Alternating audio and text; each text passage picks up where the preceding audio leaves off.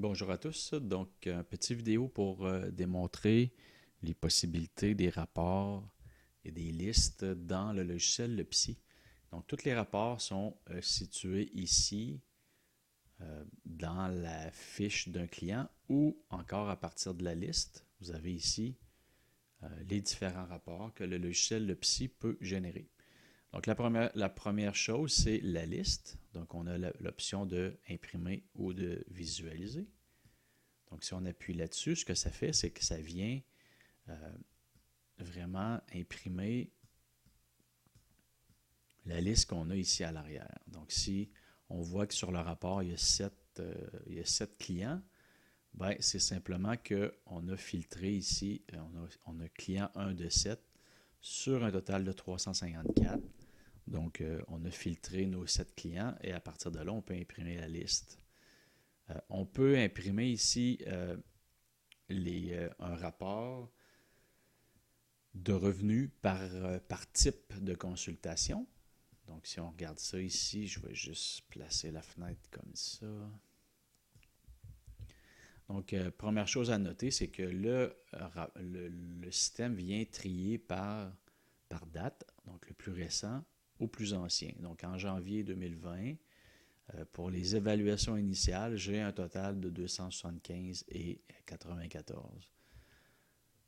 On a aussi le montant qui a été payé ainsi que le solde et on a le total par mois.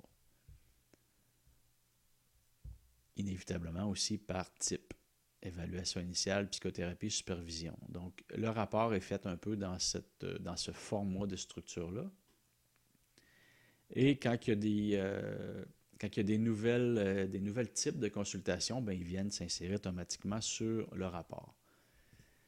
On a ici la possibilité d'imprimer le journal des ventes, qui est essentiellement un rapport sur... c'est par intervenant en fait aussi, donc par intervenant puis par type, là, si c'est le client ou si c'est le programme d'aide qui a payé, ben on le voit ici. Donc ici c'est un type client, c'est l'intervenant François Sylvain et toutes les consultations ici avec le total pour chacun des intervenants.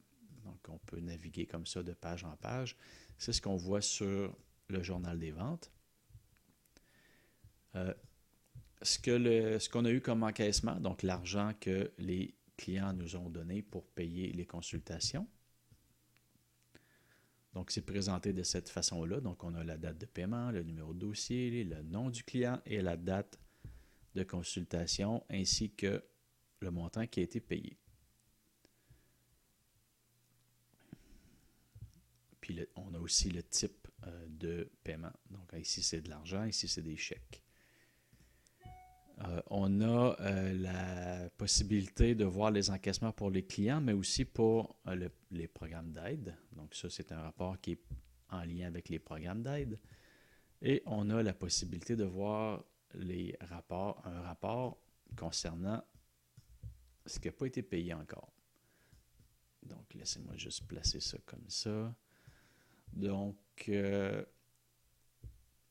petite modification là, de la nouvelle version, c'est que ce rapport-là est maintenant trié. Il n'était pas dans les versions précédentes.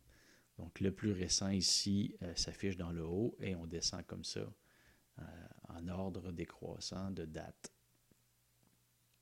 Donc, ça permet à la fin, il y a un rapport, il y a plutôt un total, donc ça permet de donner ça au comptable, puis il est très en mesure de s'arranger avec ça. Il est possible aussi de définir une date de début et une date de fin. Donc, si je voudrais avoir mon journal, plutôt mon rapport de vente par type, entre le 1er décembre et le 31 décembre, ben, je spécifie une date de début et une date de fin. Et c'est ce que j'ai ici, autant au niveau par type que par le journal des ventes. Il est possible maintenant d'avoir des documents qui sont anonymisés. Donc, j'appuie ici pour sélectionner l'anonymisation des données. Donc, si je clique, ça ne s'applique pas ici, ça va s'appliquer plus ici. Donc, l'effet que ça fait, c'est que sur le rapport, on a toutes les informations sauf le client. On peut aussi, puisque le logiciel est maintenant multi-établissement, on pourrait faire en sorte que le système sépare sur une nouvelle page à chaque fois qu'il y a une nouvelle place d'affaires. Donc, il suffit de cliquer ici.